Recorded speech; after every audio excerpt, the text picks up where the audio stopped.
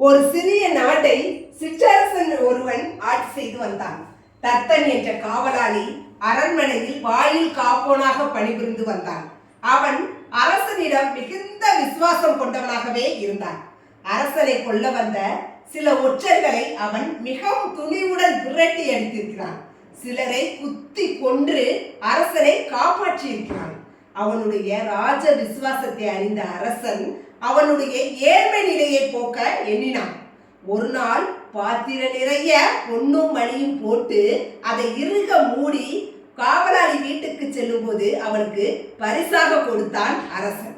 அதை பெற்றுக்கொண்ட காவலாளி வீட்டுக்கு செல்லும் போது ஒரு துறவி ஒரு பொன்னை கொடுத்து விட்டு, அதாவது தங்கத்தை கொடுத்து விட்டு அவனிடம் இருந்த பாத்திரத்தை பெற்றுக்கொண்டான்.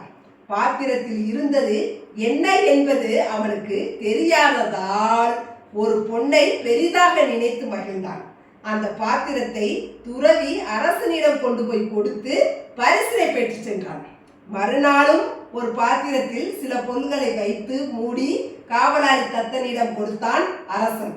அதையும் ஒரு அரசாங்க ஊழியன் ஒருவன் 2 பொன்களை கொடுத்து அவனிடமிருந்து பெற்றுக்கொண்டு சென்றான். அதை கொண்டு போய் அவன் அரசனிடம் கொடுத்து பரிசினை பெற்றான். 3ஆம் நாளும் ஒரு பாத்திரத்தில் ஒரு முத்துமாலையை வைத்து காவலாளியிடம் கொடுத்தான் அரசன். மற்றொரு அரசாங்க ஊழியன் 3 பொன்னை கொடுத்து காவலாளியிடமிருந்து பாத்திரத்தை பெற்றுக்கொண்டு சென்று அரசனிடம் கொடுத்தான்.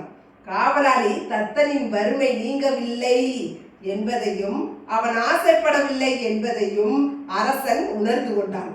மீண்டும் ஒரு பாத்திரத்தில் பொன்னும் பொருளும் வைத்து தத்தனுக்கு கொடுத்தான். அவன் அரசரை வணங்கி அதை வாங்கும் போது பாத்திரத்தில் மூடி திறந்து அதில் உள்ள பொன்னும் பொருளும் கீழே விழுகிறது. அப்போதுதான் காவலாளி தத்தனுக்கு உண்மை தெரிய வருகிறது.